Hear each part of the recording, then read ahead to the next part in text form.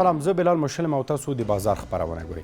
د بازار په دې خبرونه کې مو په آنلاین تجارت درته راپور چمتو کړی دی. آنلاین تجارت څه دی، څنګه رامنځته شو، په نړۍ او افغانستان کې وضعیت په څه ډول دی؟ په وروستیو څو کلونو کې انټرنیټ دومره پرمختګ وکړ چې اوس یې خلک په سوداګرۍ او تجارت کې هم تر ټولو مهمه ټکنالوژي بولي. آنلاین تجارت څه دی او په نړۍ او افغانستان کې کارونه اوس څومره پرمخ تللي دي؟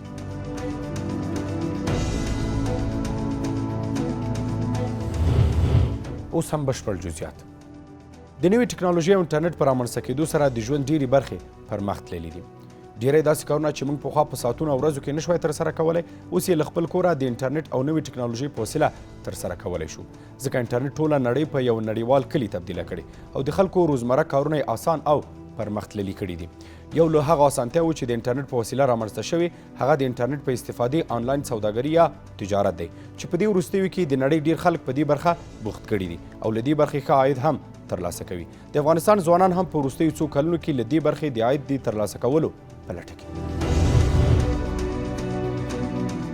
کله چې په لومړي ځل انټرنیټ رامنځته شو، نو تر ډېره هڅه کېده چې له انټرنیټ څخه باید یوازې په استخباراتي برخه کې استفاده وشي. خو د وخت په تېرېدو سره نړۍ دې ته متوجه شوه چې له انټرنیټه کېدای شي د ژوند په ډېرو برخو کې استفاده وشي او ورو ورو همدا فکر او نظر په واقعیت تبدیل شو. اوس مهال انټرنیټ او نوې ټکنالوژي د ژوند په بېلابېلو برخو کې استفاده کېږي. موږ او تاسو یې حتی ډېره یوه ښه او ساده نمونه همدا اوس په خپل جیب کې لرو چې هغه موبایل دی او ګوندې د انټرنیټ اسانتیا هم له ځانه سره ولري. داسې نورې ډېرې نمونې شته چې همدا اوس یې موږ او تاسو د ژوند په بېلابېلو برخو کې د خپلو کارونو د اسانه پرمخ وړلو لپاره کاروو. په ژوند کې یو له ډېرو مهمو کارونو چې موږ او تاسو یې په لټه کې یو ترڅو په ژوند کې خپلې اړتیاوې ورسره پوره کړو، هغه سوداګري او تجارت دی. او د انټرنیټ په رامنځته کېدو او پرمختګ سره اوس دغه سوداګري او تجارت حتی ستاسو تر موبایله، تلویزیونه او یا هم تر کمپیوټره را رسېدلی دی. اوس پوښتنه دا ده چې آنلاین تجارت څه دی او څنګه رامنځته شو؟ په ساده ژبه ویلی شو، هغه پیر او پلور چې د انټرنیټ له لارې یا هم د پرخه یا آنلاین ډول ترسره کیږي، د آنلاین تجارت یا سوداګري په نامه یادیږي. په آنلاین تجارت یا سوداګرۍ کې موږ او تاسو ته ښکاري چې پیرودونکي څه ته اړتیا لري، څه غواړي او موږ څه ډول او له کومو لارو کولی شو خپل پیرودونکو یا مشتریانو ته د هغوی د اړتیا وړ توکي ورسوو. خو په آنلاین تجارت کې د سوداګرۍ د پیل لپاره هغه څه چې ډیره اړینه ده، هغه یو څه د لومړنیو او انټرنیټ د زده کړو درلودل دي چې د دې زده کړو په درلودلو سره تاسو کولی شئ ښه آنلاین سوداګري پیل کړئ. باور نه دا دی چې د آنلاین تجارت یا ای کامرس تاریخ له 40 کلونو اوړي، ځکه د انټرنیټ په رامنځته کېدو سره الکترونیکي او آنلاین اقتصاد یا آنلاین سوداګري ته لاره هواره شوه. خو په مشخص ډول آنلاین تجارت په 1991 میلادي کال کې وروسته له هغه رامنځته شو، کله چې انټرنیټ د خلکو په چوپړ کې پرانیستل شو او امازون په نړۍ کې یو له هغو لویو لومړنیو انټرنیټي سایټونو څخه شمیرل کیږي چې په آنلاین یا الکترونیکي ډول یې خپلو پیرودونکو ته خدمات او پیر او پلور پیل کړل. له هغه وروسته په امریکا او نوره نړۍ کې دغه سوداګرۍ په چټکۍ سره وده وکړه او اوس د نړۍ نږدې په هر هیواد کې ځینې داسې خلک شته چې په آنلاین تجارت کې بوخت دي او له دې برخې ځان او کورنۍ ته عاید ترلاسه کوي. په افغانستان کې هم اوس مهال ډیری ځوانان شته چې د آنلاین تجارت له لارې خپلو کورنیو ته نفقه برابروي او هڅه کوي چې آنلاین تجارت زده کړي ترڅو له دې لارې د آنلاین تجارت سره آشنا او له دې برخې ښه عواید ترلاسه کړي. سید اسماعیل صدیقي په کابل کې د آنلاین پلورنځي مسؤل دی. صدیقي وایي اوس مهال دوی په آنلاین ډول د خپل پلورنځي څخه په ورځني ډول تر 5 یا 6 جوړه کالیو پورې پیر او پلور لري او له دې برخې هغه یو څه اندازه ښه عواید هم ترلاسه کوي. دغه د آنلاین پلورنځي مسؤل وایي چې اوس مهال تر پخوا ډیر خلک په آنلاین تجارت کې مصروف دي او پیرودونکي هم په آنلاین سوداګري او پیر او پلور باور او اعتماد کوي.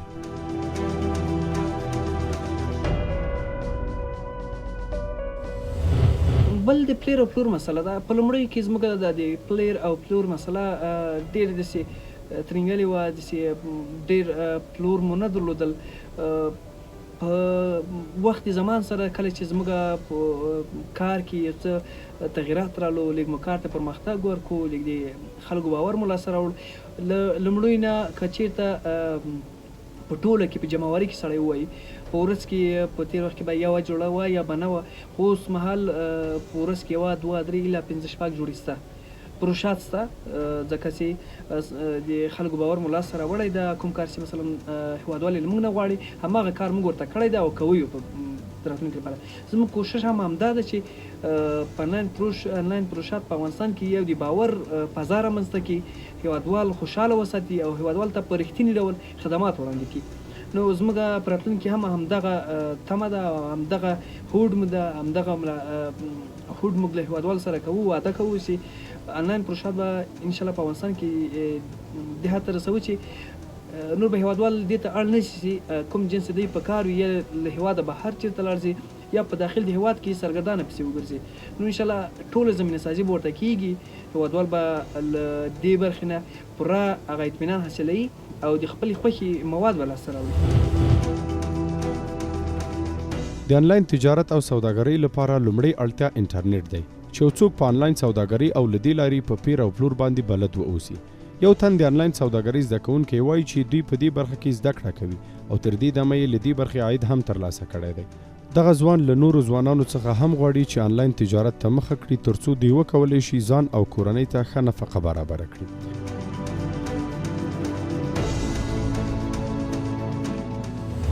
ما ډېر اورېدلي وو چې آنلاین کار کې آنلاین کاروبار کې ډېرې پیسې، خو ما چونکې ما دا نه منله چې آنلاین کاروبار کې به خلک پیسې ګټي، یعنې موږ د افغانستان خلکو ټول دا ګپ ګڼي او څوک یې نه مني. دلته ما خپله زده کړه وکړه او ټریډ مې وکړ، ما خپله الحمدلله د فارکس څخه 6,000 پورې دغه بیلنس هم اخیستلی ده. زموږ افغانستان کې چې ده ډېر خلک بیکاره دي او آنلاین کاروبار ته دومره اهمیت نه ورکوي، چونکې آنلاین کاروبار ډېر پرمختللی ده په اوس نړۍ کې او ما خپله د دې څخه عاید اخیستی ده. نو چون ځوانانو ته مې دا پیغام ده چې دوی آنلاین زده کړه وکړي او د هغوی څخه خپل عاید او نفقه ځان ته برابره کړي. د انلاین سوداګرۍ د زده کړې د یو مرکز استاد زاهد مموزی وایي چې اوس مهال په نړۍ کې انلاین تجارت ډیر ښه پرمختګ کړی او حتی د افغانستان ګاونډي هیوادونه له دې برخې ډیر عواید ترلاسه کوي او په دې برخه کې بوخت دي. مموزی وایي په افغانستان کې هم اوس مهال ځوانان له دې برخې سره علاقه لري او غواړي چې له دې برخې ډیر عواید ترلاسه کړي.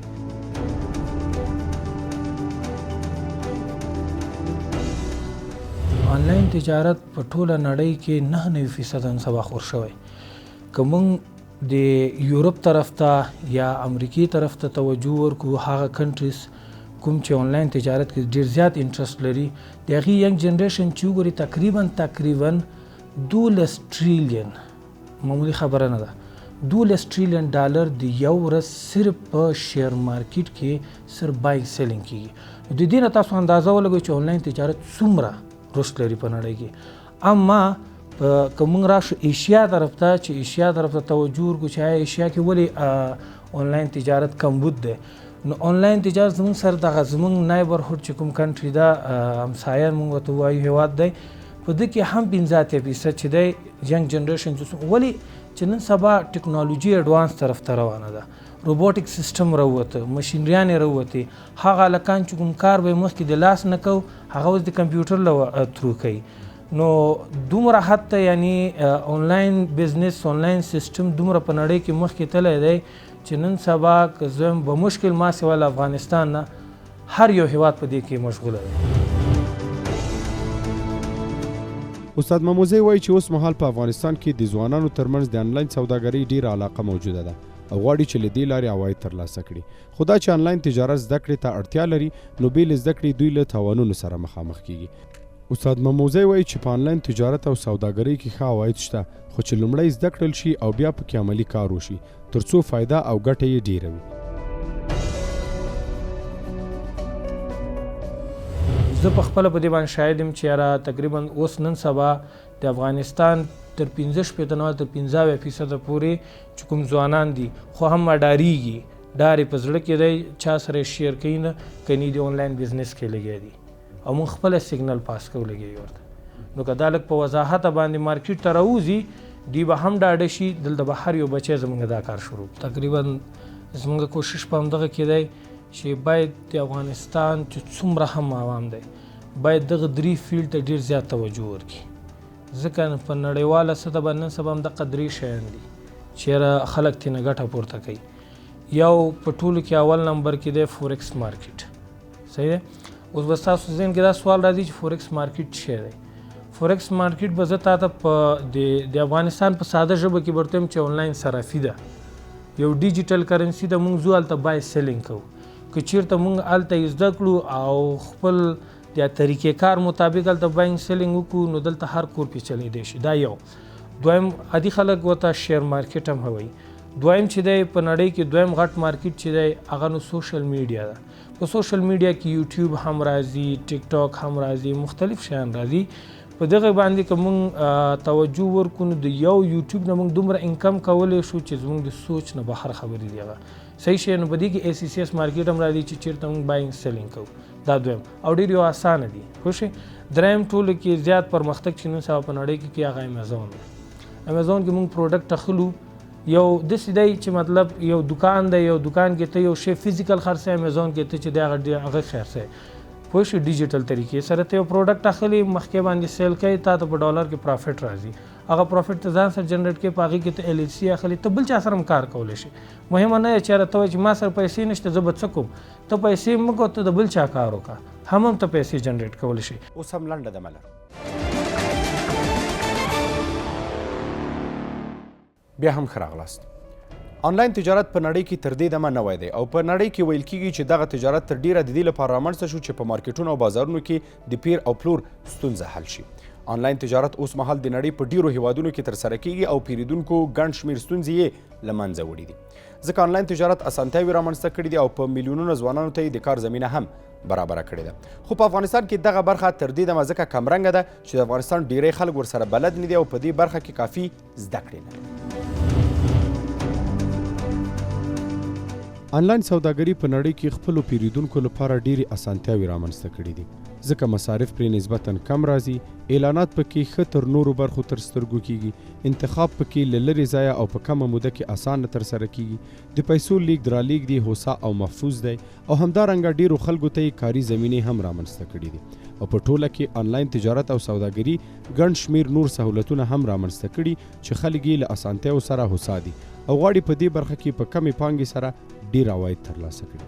اوس پوښتنه دا ده چې په نړۍ کې د آنلاین تجارت وضعیت څنګه دی او افغانستان کې اوسنی حالت څنګه دی. په دې تړاو مو د اقتصادي چارو شنونکي عبدالغفار نظامي سره خبرې وکړې. نظامي وایي په نړۍ او افغانستان کې د آنلاین تجارت اوسنی حالت توپیر کوي ځکه په آنلاین تجارت کې ځینې برخې شته چې قانوني بڼه یې خپله کړې خو ځینې نورې برخې بیا شته چې تر دې دمه قانوني شوي نه دي.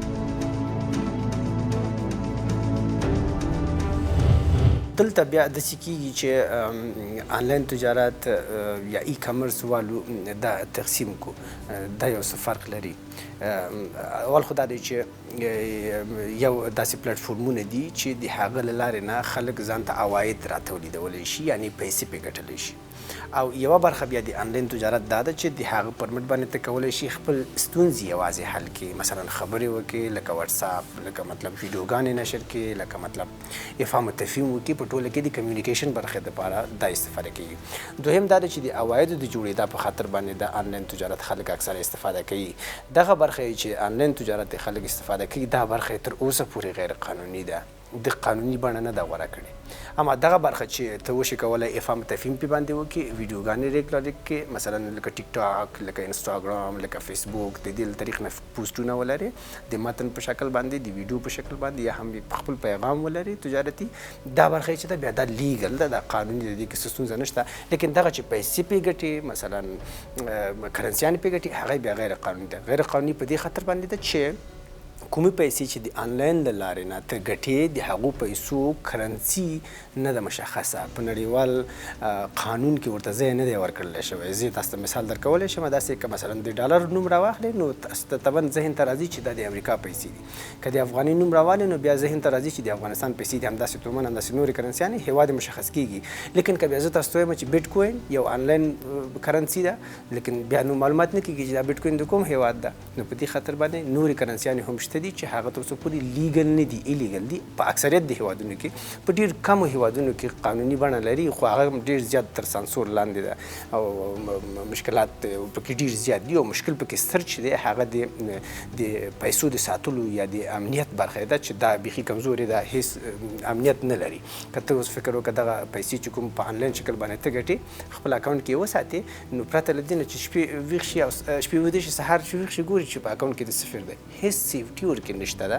دغه برخه کې په همدې خاطر باندې دا بیا غیر قانوني ده چې سیفټي نه لري. که چیرته اوس راشو چې آنلاین تجارت په نړۍ کې او د افغانستان سره په ټوله کې تقریبا په حدود د احصایه چې شوې ده په 2021 کال کې 2.14 میلیارده انسانان په آنلاین تجارت بوخت دي، مصروفه دي، په مختلفو برخو د آنلاین تجارت کې مصروفه دي. بیا د افغانستان سره چې مقایسه کې په افغانستان کې ډیر زیات خلک ورسره مصروفه دي، لیکن هغه شکل باندې چې باید خلک پکې مصروفه شي نه دي. د نړۍ سره یعنی افغانستان د مقایسې وړ نه ده. په نړۍ کې دا ډیر زیات خلک یو ځان لپاره یو عایداتي منبع ترې سازه کړې ده، جوړه کړې ده، لیکن په افغانستان کې په هغه پیمانه باندې نه ده. اکثر خلک دي ډیر مواردو سره ناشنا دي، مفکوره تر اوسه پورې لا په دې باندې نه ده روښانه. نو ضرورت ده چې دوی باید په کار ته په دې برخه کې لومړی صحیح آموزش وویني، صحیح زده کړه وکړي او د هغه نه وروسته بیا آنلاین تجارت ممکن په افغانستان کې هم پراخ شي. شنونکي وایي هغه کرنسي چې تر دې دمه په دولتونو او هیوادونو پورې نه ده تړل شوې او د اشخاصو پورې تړل شوي، هغه پیسې تر دې دمه په نړۍ کې قانوني شوي نه دي. خو هغه برخې چې خدماتي سایټونه دي لکه امازون، شاپي، سلاپي، علي بابا او داسې نور چې د پیسو بدل کې خدمات وړاندې کوي، دا ټول قانوني دي او په نړۍ کې خلک له خدماتو هم خوښ دي.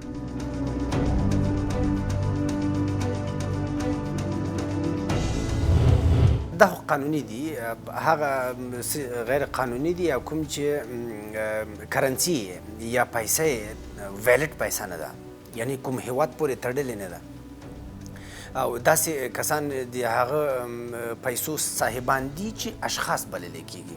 لیکن فکر وکړه چې کوم څوک که شخصي پیسې چاپ کړي، فکر کوم چې اول زه او ته یم نه منو چې خپل جیب کې کېږي د پیسو په شکل ته استفاده وکړو. نو کله هم که پیسې شخصي ادرس نه چاپ وي هغه څوک نه استفاده کوي.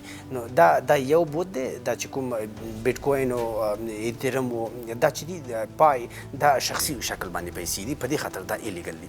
راځو دغه برخه کې چې تاسو ویل چې امازون او ای بی او دې ته ورته نور، دا خو داسې دي چې دا بیا دې کې ډیټابیزونه دي، دې کې سافټویرونه دي، دې کې ویب سایټونه دي، دې کې داسې اپلیکیشن دي سترې چې هغه خدمات عرضه کوي. دا جدا شی دی، دا قانوني دي، دې کې څه ستونزه نشته ده. دا هغه برخه کې محسوبېږي لکه موږ شروع کې چې هغه قسم کې وویل چې دا خدماتي برخه ده. د دې تر څنګ کولی شي چې هم خدمات عرضه کړي، هم خپل تولیدات ته پرمختګ ورکړي. د دغه کوم سایډونه چې تاسو یې نومونه واخیستل د دې لارې وپلوري په بازار کې، او هم ترېنه کولی شي چې خپل عواید او ګټه ترلاسه کړي. دا بیا قانوني دي. هغه چې کوم ماشینونه یو ډول نصب کیږي او د هغه له طریق نه پیسه یا ریونیو جنریټ کیږي، هغه بیا غیر قانوني کار دی. ځینې نور شنونکي په دې باور دي چې آنلاین تجارت ډېرې زیاتې ګټې لري، خو په دې برخه کې باید ځینې سهولتونه هم رامنځته شي. عامه پوهاوی باید وشي، آنلاین راکړې ورکړې ته لاسرسی برابر شي، الکترونیکي بانکداري رامنځته شي او ځینې نور امکانات رامنځته شي ترڅو آنلاین تجارت او سوداګري پیاوړې او قوي شي.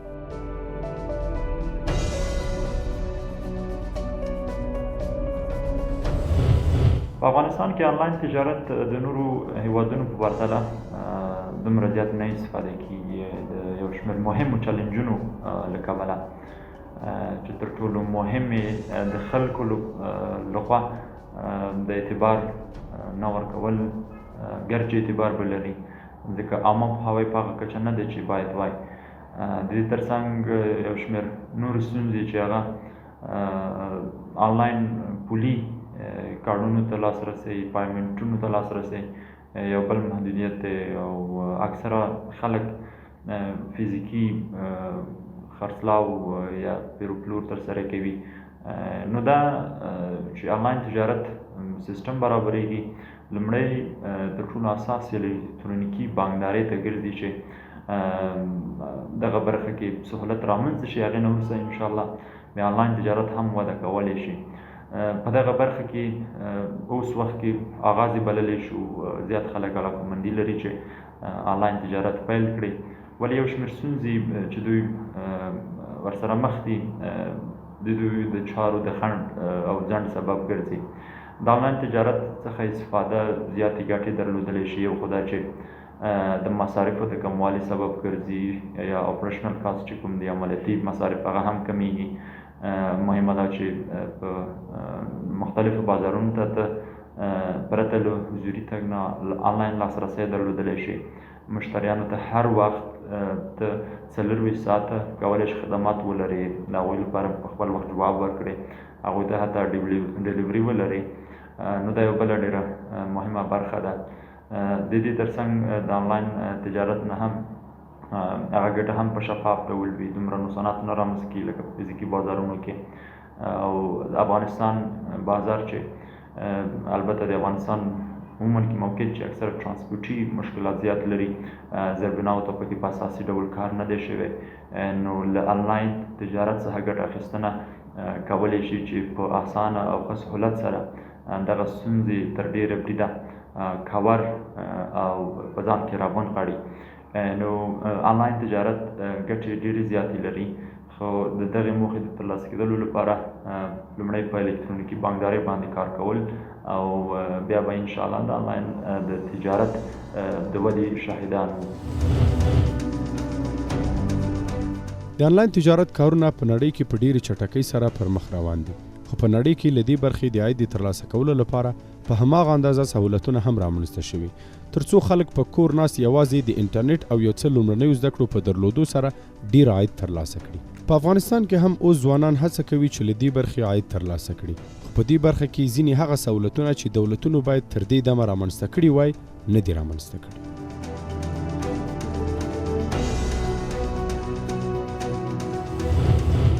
دا و زموږ د نن ورځې خپرونه. تر بیا مو الله مل ښې چارې. له لیدلو مو مننه.